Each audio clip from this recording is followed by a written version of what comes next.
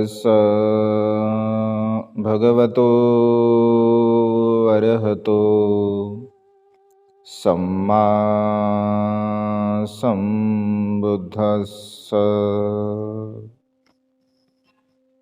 विश्ववंदनीय विश्वशांतीदूत प्रज्ञाशील समाधीचे उद्गाता महान करुणावान करुणेचा सागर तथागत सम्यक संबुद्ध, त्या तथागतांचा पावन आणि पवित्र सद्धम्म, त्या सद्धम्माचा सातत्याने प्रचार आणि प्रसार करणारा सदा पूजनीय भिक्खू संघ, बुद्ध धम्म आणि संघ या महान तीन रत्नाची आम्हा सर्वांना माहिती करून देणारे, आम्हा सर्वांचे आधारस्तंभ, भारतीय घटनेचे शिल्पकार परमपिता बोधिसत्व गुणपेतांग डॉक्टर बाबासाहेब आंबेडकर यांच्या धम्मक्रांतीमध्ये संपूर्ण जीवन समर्पित करतो। आज या मंगलमय प्रसंगी आपणा सर्वांच्या हितासाठी, सुखासाठी आणि कल्याणासाठी भगवंतांची अत्यंत मंगलमय देशना देण्याचा प्रयत्न करतो। धम्मपद जो की अत्यंत मौलिक असा ग्रंथ आहे, या ग्रंथाच्या आधाराने गाथा आणि कथा हा उपदेश आपण आपल्या प्युरिटी ऑफ माइंड या चॅनलच्या द्वारा श्रवण करत आहोत। यापूर्वीच्या गाथेमध्ये आपण मठ्ठ कुंडली यांच्या संदर्भामध्ये धम्मदेशना श्रवण केली होती। आज या प्रसंगी धम्मपदाच्या तिसऱ्या गाथेमध्ये आपण किस्सा स्थविर यांची गाथा आणि कथा श्रवण करणार आहोत। कोचिमं अवधीमं अजनीमं अहासिमे एचतं उपनयन्ति वेरं ते सन्नसम्मती। त्यांनी मला दटावले, त्यांनी मला मारले, त्यांनी मला जिंकले, त्यांनी माझे लुटून घेतले, असे जे मनात ठेवून जीवन जगत असतात त्यांचं वैर कधीही शांत होत नाही। अकोचिमं अवधीमं अजनीमं अहासिमे एचतं उपनयन्ति वेरं तेसुपसम्मति। संसारामध्ये असंख्य लोक या विचाराचे आपल्याला पाहायला मिळतात। अशा प्रकारचं वैरभाव निर्माण करणारे लोक आपल्याला पावलापावलावरती दिसत असतात। ज्यांनी मला मारले, ज्यांनी मला लुटले, ज्यांनी माझे हरण केले, ज्यांनी माझा अपमान केला, अशा प्रकारचं वैरत्व भाव आपल्या मनामध्ये सतत निर्माण करत असतात आणि त्या वैरत्वाच्या आधाराने ह्या गोष्टी विसरू शकत नाही। भगवंत असे म्हणतात की या अकुशल कर्माचं, या वाईट कर्माचं आपण सतत जर चिंतन करत असेल, मनन करत असेल, आपलं जे वैरत्व आहे ते वैरत्व कधीही नष्ट होऊ शकत नाही। आणि मनातील या वैर भावनेला आपण नष्ट केलं पाहिजे, नाहीच केलं पाहिजे। कारण या संसारामध्ये आपलं जीवन अनित्य आहे, नश्वर आहे, क्षणभंगुर आहे, परिवर्तनशील आहे। केव्हा कधी आपण मृत्यूला प्राप्त होईल हे सांगू शकत नाही। म्हणून मिळालेल्या आयुष्यामध्ये आपण सुखपूर्वक जीवन जगण्याचा प्रयत्न केला पाहिजे। हा जो उपदेश आहे, हा उपदेश भगवंताने अनाथपिंडक निर्मित जेतवन विहारामध्ये दिलेला आहे। तिस्सा स्थविर नावाचे जे भिक्षू असतात, जे की राजा सिद्धोधन यांच्या बहिणीचे पुत्र असतात, म्हणजे सिद्धार्थ गौतमाच्या आत्याचा तो मुलगा असतो। वृद्धप काळामध्ये ते प्रवर्जित होत असतात आणि वृद्धप काळामध्ये प्रवर्जित झाल्यामुळे जेव्हा ते उपासकांकडे भोजनासाठी जात असत तर त्यांना वृद्ध असल्या कारणाने चांगल्या प्रकारचं चिवर मिळत असे, चांगल्या प्रकारचं भोजन मिळत असे आणि चांगल्या प्रकारचं चिवर तो परिधान करून जे कुठल्याही प्रकारचं ध्यान मनन चिंतन न करता, अभ्यास न करता केवळ धर्मशाळेमध्ये येऊन ते बसत असत. आणि धर्मशाळेमध्ये येऊन बसल्यानंतर तिथे अनेक भिक्षू येत असत. थेरो भिक्षू येत असत, महाथेरो भिक्षू येत असत. अशा प्रकारचे ज्येष्ठ श्रेष्ठ भिक्षू आल्यानंतर हा धर्मशाळेमध्ये आसनावरती बसलेला असल्या कारणाने त्या भिक्षूंना असं वाटायचं की कोणीतरी महास्तवीर आहे. मग त्यांना ते वंदन करत असत, प्रणाम करत असत. त्यांना काही काम आहे का असं विचारत असत. त्यांची काही सेवा करायची आहे का हे सुद्धा विचारत असत. त्यांचे हातपाय दाबून देत असत. म्हणजे जे काही नित्यनियमाचे विनयाला अनुसरून जे काही कर्म म्हणजे करायचे असतात तर ते सर्व प्रकारचे कर्म येणारे जाणारे भिक्षू करत असत. हा ऊर्ध्व असल्या कारणाने वास्तविक पाहता परिव्रजेच्या विनयाला अनुसरून जो अगोदर उपसंपदित होत असतो तर तो श्रेष्ठ असतो, तो मोठा असतो. आणि हा ऊर्ध्व काळामध्ये झाला होता. परंतु याच्या मनामध्ये जो अहमपणा होता, गर्वपणा होता, मीपणा होता आणि विनयाची फारशी काही त्याला जाण नव्हती. त्यामुळे कोण श्रेष्ठ आहे, कोण कनिष्ठ आहे अशा प्रकारची भावना त्यांच्या मनामध्ये निर्माण झाली नाही. आणि मग एक वेळेस काय होतं, एक तरुण भिक्षू त्यांना विचारतो की म्हणते आपले वर्षावास किती झाले आहे. तर आपले वर्षावास किती झाले आहे असा प्रश्न एका तरुण भिक्षूने केल्यानंतर तो म्हणतो की वर्षावास म्हणजे काय, मला वर्षावास माहिती नाही आहे. असं म्हटल्याबरोबर त्या तरुण भिक्खूंना राग येतो. तो म्हणतो की अरे म्हाताऱ्या, तुला एवढं समजत नाही की स्थवीर महास्थवीर या ठिकाणी येतात, तुला कार्य विचारतात, तुझे हातपाय दाबतात, तुझी सेवा करतात, परंतु त्या गोष्टींचा तू प्रतिकार करत नाही. तुला विनय माहीत नाही का, तू विनयाला जाणत नाही का, अशा प्रकारचा तो अपराध करत आहे, अकुशल कर्म करत आहे. आणि एक चापट त्याला तो मारतो. आणि हाताने मारल्यानंतर तो रडतो आणि रडरडत तशा प्रकारे त्यांना म्हणतो की तुम्ही मला मारलं, मी कोण आहे हे तुम्हाला माहीत नाही का. कारण पूर्वीचा जो शाक्यांमध्ये असणारा क्षत्रिय त्याच्यामध्ये जागरूक होत असतो. आणि शाक्य लोक मुळातच फार अहंभी होते, गर्विष्ठ होते. मीपणा अहमपणा त्यांच्या मनामध्ये म्हणजे निर्माण झालेला होता. आणि तो म्हणतो की मी कोण आहे हे तुम्हाला माहीत नाही, तुम्ही जाणत नाही. मी भगवंताच्या कुळातील आहे, मी तुम्हाला सबक शिकवेल, मी तुम्हाला शिक्षा केल्याशिवाय राहणार नाही, तुम्हाला मी पूर्णपणे नेस्ता नाबूद करेल.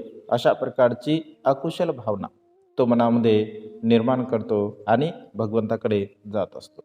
भगवंताकडे गेल्यानंतर तो रडत रडत भगवंताकडे येतो. भगवंत असे म्हणतात की तिसं काय झालं आहे. इकडे हे भिक्षू विचार करतात की खरोखरच हा भगवंताला काही अकुशल सांगेल, वाईट सांगेल किंवा एकाचं दोन सांगेल तर आपल्यासाठी समस्या निर्माण होईल. लगेच तेही भिक्षू त्यांच्या पाठीमागे येत असतात आणि भगवंत त्यांना विचारतात की काय झालं आहे. तेव्हा तो सांगतो की भगवान, मी धर्मशाळेमध्ये बसला असताना याने मला मारलं, याने मला दटावलं, हे माझ्यावरती रागावले. तेव्हा भगवंत असे म्हणतात की दिसं तू कुठे बसला होता धर्मशाळेमध्ये. मग ते सांगतात की या आसनावरती मी बसलो होतो. भगवंत असे म्हणतात की मोठे भिक्षू आल्यानंतर तो त्यांचा सन्मान केला, तो उठून उभा राहिला, त्यांचं स्वागत केलं, त्यांना पिण्यासाठी पाणी दिलं, त्यांना पाय धुण्यासाठी पाणी दिलं, त्यांची काही तू सेवा कार्य त्यांना विचारलं, त्यांची तू काही सेवा केली. तेव्हा तो म्हणतो की भगवान, मी तसं काहीही केलं नाही आहे. तेव्हा भगवंत असे की तिसं ह्या सर्व प्रकारच्या गोष्टी करायला पाहिजे. ह्या विनयाला अनुसरून गोष्टी आहेत आणि विनयाला अनुसरून ज्येष्ठ भिक्खूंची, श्रेष्ठ भिक्खूंची आपण सेवा केली पाहिजे, त्यांचा आदर केला पाहिजे, त्यांचा सन्मान केला पाहिजे, त्यांचा आदर सत्कार केला पाहिजे. तू हे करायला पाहिजे होतं, तो अनुचित केला आहे, तू या भिक्षूंची क्षमा माग. तेव्हा तो म्हणतो की नाही भगवान, मी क्षमा मागणार नाही. भगवंत दुसऱ्यांदा म्हणतात की तू क्षमा माग, तिसऱ्यांदा म्हणतात क्षमा माग, परंतु तीस मात्र त्या ठिकाणी क्षमा मागत नाही. तो म्हणतो की भगवान, मी क्षमा मागणार नाही. ते भिक्षू म्हणतात की भगवान, हा किती उद्धट आहे. भगवान प्रत्यक्ष आपण स्वतः सांगत आहात तरीसुद्धा हा क्षमा मागत नाही आहे. भगवंत असे म्हणतात की भिक्षूंनो, हा आताच असा नाही आहे, हा पूर्व जन्मामध्ये सुद्धा अशाच प्रकारचा अहंभी होता, घमेंडी होता आणि अज्ञानपणामध्ये हा जीवन जगत होता. भिक्षू म्हणतात की भगवान, वर्तमान काळामध्ये हा कसा आहे, वर्तमान काळामध्ये याचे कर्म कसे आहे हे तर आम्ही जाणलंच आहे, परंतु भगवान पूर्वीच्या काळामध्ये हा कसा होता याचं आम्हाला मार्गदर्शन करावे, याचे पूर्वकर्म सांगावे. तेव्हा भगवंत तिसाचं पूर्वकर्म सांगत असतात. म्हणजे मनुष्याचा जो स्वभाव आहे, तो मनुष्याचा स्वभाव वर्तमान काळामध्ये जशा प्रकारचा असतो, एखादा मनुष्य रागिष्ट असेल, द्वेषी असेल, लोभी असेल, वासनाधीन असेल, सध्या वर्तमान काळामध्ये आपल्यामध्ये जशा प्रकारचे गुण आहेत, मग दुर्गुण असतील किंवा सद्गुण असतील, तर भगवंत असे म्हणतात की वर्तमान काळामध्ये काही गोष्टी आपल्याला त्या प्राप्त होत असतात, परंतु बहुतांश करून आपल्या त्या पूर्वकर्माचा विपाक असतो. पूर्वकर्माच्या बलाने आपल्याला बऱ्याचशा गोष्टी प्राप्त होत असतात आणि वर्तमान काळामध्ये सुद्धा काही गोष्टी आपण प्राप्त करू शकतो. म्हणजे पूर्वकर्माच्या आधारानेच जर आपण जीवन जगलं असेल किंवा माझे पूर्वकर्म असे होते आणि मी आता काही करणार नाही, हे मात्र संयुक्तिक नाही आहे. भगवंत असे म्हणतात की पूर्वकर्म जरी तुम्ही अकुशल केले असतील, वाईट केले असतील, परंतु वर्तमान काळामध्ये जर तुमची प्रज्ञा जागरूक असेल, वर्तमान काळामध्ये तर तुम्ही योग्य मार्गाचं अनुसरण करत असाल, तर अकुशल कर्म जरी तुमचे असतील तर त्या अकुशल कर्माला, वाईट कर्माला तुम्ही बदलवू शकता. परंतु बुद्ध असे म्हणतात की केलेल्या कर्माचा परिणाम, केलेल्या कर्माचा विपाक मात्र निश्चितपणे आपल्याला मिळत असतो आणि मग त्याला अनुसरून भगवंत त्याचे पूर्वकर्म सांगतात. पूर्वकर्म सांगताना भगवंत असे म्हणतात की पूर्वीच्या काळामध्ये काशी राष्ट्रामध्ये ब्रह्मदत्त नावाचा राजा राज्य करत होता. त्याच्या शासन काळामध्ये एक देवील नावाचे तपस्वी हिमालयावरती वास्तव्य करत असतात. 8 महिन्यापर्यंत ते हिमालयावरती राहत असतात आणि 4 महिने गावामध्ये येऊन ते वास्तव्य करत असतात. तर अशा प्रकारे एक वेळेस देवील नावाचे तपस्वी काशी राज्यामध्ये आल्यानंतर ते एका कुंभकाराकडे जात असतात आणि त्या कुंभकाराला म्हणतात की या कुंभकार शाळेमध्ये मला आजची रात्र आपण राहू द्या. तेव्हा कुंभकार म्हणतो की म्हणते रात्रीला मला या शाळेचं काही विशेष असं कार्य नसते, तर आपण या शाळेमध्ये राहू शकता. काही वेळानंतर दुसरा एक तपस्वी, नारद नावाचे तपस्वी पुन्हा येत असतात. तेही विचारतात की इथे कोणतं राहण्याचं एखादं योग्य ठिकाण आहे का. तेव्हा त्यांनाही समजतं की कुंभकार नावाचे एक निवासस्थान आहे, तर त्या कुंभकाराच्या निवासस्थानामध्ये आपण राहू शकता. मग तेही नारद तपस्वीसुद्धा कुंभकाराकडे जातात आणि कुंभकाराला म्हणतात की आजची रात्र मला इथे राहायचं आहे. तेव्हा कुंभकार म्हणतो की भंते, यापूर्वीसुद्धा एक तपस्वी या ठिकाणी आलेले आहे. जर आपण त्यांना काही अडचण नसेल तर त्यांना आपण विचारू शकता आणि राहू शकता, माझी काही अडचण नाही आहे.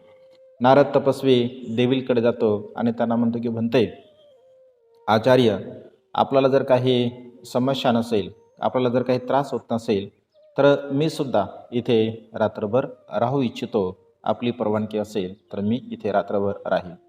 तेव्हा तो म्हणतो की ठीक आहे, तू सुद्धा इथे राहू शकतो. आणि त्यानंतर ते एकमेकांसोबत संवाद साधतात, विचारपूस करत असतात आणि विचारपूस करत असताना दोघंही जणे एका बाजूला झोपतो आणि तो दुसऱ्या बाजूला झोपत असतो. नारद मुनी देवील कुठे झोपले आहे हे बघतो, जेणेकरून रात्रीच्या प्रसंगी त्याला काही त्रास होऊ नये. आणि रात्री देवील बाहेर जाण्यासाठी जेव्हा रात्री नारद मुनी बाहेर जाण्यासाठी जेव्हा निघत असतो, तर अंधारामध्ये त्यांना न दिसल्यामुळे देवील मुनीच्या जटेवरती तो पाय देत असतो. मग देवील मुनीच्या जटेवरती पाय दिल्यानंतर तो म्हणतो की अरे कोण आहे. तेव्हा तो म्हणतो की आचार्य, मी आहे नारद. तेव्हा तो, अरे मूर्खा, तुला समजत नाही का, माझ्या जटेवरती पाय देत आहे, तो अरण्यामध्ये राहणार आहे, तो साधू आहे, तो संन्यासी आहे आणि अशा प्रकारचं अकुशल कर्म करतो, वाईट कर्म करतो. तो म्हणतो की आचार्य, मला रात्री अंधार असल्यामुळे अंधारामध्ये तुम्ही दिसला नाहीत, परंतु तुम्ही तर या बाजूने झोपलेले होता, कारण रात्री देवील ज्या ठिकाणी झोपत असतो तर त्या ठिकाणी तो राहत नाही, तर रात्री झोपेमध्ये तो दरवाजाच्या समीप येत असतो आणि दरवाजाच्या समीप आल्यामुळे नारद मुनींना ते दिसत नाही. पुन्हा ते बोलत असतात, तर ते बोलतात त्यांच्याकडे दुर्लक्ष करतात नारद आणि बाहेर जात असतात. बाहेर गेल्यानंतर पुन्हा बाहेरून येत असताना इकडे देवील सुद्धा असा विचार करतो की हा या मूर्खाने माझ्या जटेवरती पाय दिला, पुन्हा ना माझ्या हा मानेवरती पाय देऊ, म्हणून जिकडे पाय असतात तिकडे पुन्हा ते आपलं डोकं करत असतात. इकडे नारद मुनी सुद्धा तशाच प्रकारचा विचार करतो की येताना मी आचार्यांच्या जटेवरती पाय दिला, प्रमादपूर्वक अजाणतेपणाने माझ्याकडून हे कर्म झालं, परंतु आता पुन्हा असं कर्म होणार नाही, म्हणून मी आचार्यांच्या पायाकडून जाण्याचा प्रयत्न करेन. आणि पायाकडून जात असताना त्यांना अंधारामध्ये दिसत नाही आणि त्यांच्या मानेवरती त्यांचा पाय पडतो. पुन्हा ते म्हणतात की अरे कोण आहे? तेव्हा तो म्हणतो की आचार्य मी नारद आहे. तू किती मूर्ख आहे, जाताना माझ्या जटेवरती पाय दिला, आता माझ्या मानेवरती पाय दिला, मला तू मारू इच्छितो आहे का? आणि अशा प्रकारे त्यांना ते बोलत असतो. त्यांना ते बोलत असताना म्हणतात की तू मूर्ख आहे, तू अज्ञानी आहे, मी तुला श्राप देईल. तो नारद मुनी म्हणतात की म्हणते याच्यामध्ये माझा काही दोष नाही आहे आचार्य, याचा माझ्यामध्ये काही दोष नाही आहे, कारण अंधार असल्यामुळे मला तुम्ही दिसला नाही आहे आणि अंधारामुळे असं कर्म माझ्याकडून घडलेलं आहे. तेव्हा तो म्हणतो की नाही, काहीही मी ऐकणार नाही, मी तुला श्राप देणार म्हणजे देणार. अशा प्रकारे म्हणून ते म्हणतात की जेव्हा या सूर्याचे किरण म्हणजे सूर्यकिरण जेव्हा उत्पन्न होतील, सूर्य जेव्हा निघेल, या सूर्य निघता क्षणी तुझ्या डोक्याचे 7 तुकडे होते. असं म्हटल्याबरोबर तो म्हणतो की आचार्य हा माझा अपराध दिला नाही, तो क्षमा मागतो की मला अशा प्रकारचा श्राप वगैरे देऊ नका, किंवा अशा प्रकारे तुम्ही माझ्याप्रती अकुशल भाव, वाईट भाव तुम्ही मनामध्ये निर्माण करू नका आणि असं वचन कोणतंही तुम्ही बोलू नका. परंतु देवील तपस्वी मात्र त्या ठिकाणी ऐकत नाही आणि त्यांना तशा प्रकारचा श्राप देऊन टाकतो. आणि पुन्हा नारद मुनी विचार करतो की यामध्ये माझा तर दोष नाही आहे, मी तर कुठल्याही प्रकारचा अप्रमाद केला नाही आहे, परंतु आचार्यांनी आता मला जो काय श्राप दिलेला आहे तर तो श्राप वास्तविकतः कोणाला लागेल? कारण ते ज्ञानी असतात, विद्वान असतात, महानुभाव असतात, चांगल्या प्रकारे ध्यान म्हणून चिंतन करणारे असतात आणि रुद्धिबलाला ते प्राप्त झालेले असतात. आपल्या चित्ताने ते जाणतात की हा श्राप नेमका कोणाला लागणार आहे. तर ते जाणत असताना, कारण ते अनंत पुण्यवान असतात, अनंत कुशल कर्म त्याने केलेलं असते आणि त्या कुशल कर्माच्या बलाने त्यांना एक प्रकारची विशिष्ट अशी रिद्धिसिद्धी प्राप्त होत असते. परचित्त ज्ञानाची अवस्था त्यांना ते प्राप्त होत असते आणि ते जाणतात की हा जो श्राप आहे किंवा ही जी अकुशल भावना आहे तर देवील तपस्वी यांनाच लागणार आहे. तेव्हा ते त्यांच्यावरती करुणा करतात, दया करतात आणि त्यांना म्हणजे त्यांना त्याचा अकुशल परिणाम भोगावा लागू नये म्हणून सूर्यास्त होण्याचं ते थांबवतात. आणि सूर्यास्त होण्याचं थांबवल्यामुळे इकडे संपूर्ण जनता म्हणजे भयभीत होते, कारण सूर्यास्ताची वेळ होते परंतु सूर्यास्त होत नाही. सर्वच्या सर्व लोक उठतात आणि राजाकडे जातात. राजाला म्हणतात की महाराज बघा, आपल्या राज्यामध्ये म्हणजे कसा काळ आलेला आहे, आता अद्यापपर्यंत सूर्यास्त होत नाही आहे, काय कारण आहे? तेव्हा राजा विचार करतो की माझ्याकडून काहीने, वाचेने, मनाने काही अकुशल कर्म झाले का, काही प्रमाद झाला आहे का? तेव्हा तो विचार करतो की माझ्याकडून तर कोणत्याच प्रकारचं अकुशल कर्म, वाईट कर्म झालेलं नाही आहे. मग पुन्हा ते विचारतं की कोणी आपल्या नगरामध्ये, कोणी तपस्वी, कोणी महानुभाव, कोणी पोचलेला साधू, संन्यासी आलेला आहे? तेव्हा ते म्हणतात की होय महाराज, आपल्या कुंभाकाराच्या निवासस्थानी 2 साधू आलेले आहे. मग राजा तिकडे येतो आणि राजा आल्यानंतर त्यांना विचारतो की म्हणते हे कसं काय आहे आचार्य, हे का झालेलं आहे? तेव्हा नारद मुनी त्यांना रात्रीचा घडलेला जो सर्वच्या सर्व प्रसंग ते सांगत असतात आणि मी कुठल्याही प्रकारचं अकुशल कर्म केलं नाही. या देवील तपस्व्याच्या भावनेमुळे, त्याच्या गैरसमजुतीमुळे, त्याच्या अज्ञानपणामुळे अशा प्रकारचं कार्य घडलं. आणि मग मीही म्हटलं ज्यांचा अपराध असेल तर त्यांना तो श्राप लागेल, परंतु मी जेव्हा जाणलं तर हा श्राप मात्र आचार्य देवील यांनाच लागणार आहे. मी त्यांच्यावरती करुणा करून सूर्यास्ताला मी थांबवलेला आहे माझ्या रुद्धिबलाने. तेव्हा राजा म्हणतो की म्हणते याच्यावरती काही उपाय नाही का? तर ते म्हणतात की होय महाराज, याच्यावरती उपाय आहे. जर देवील तपस्व्याने माझी क्षमा मागितली नम्रतापूर्वक तर ते या शापामधून मुक्त होतील आणि सूर्यास्त सुद्धा होऊ शकतो. तेव्हा राजा त्यांना सांगतो की तुम्ही त्यांना क्षमा मागा.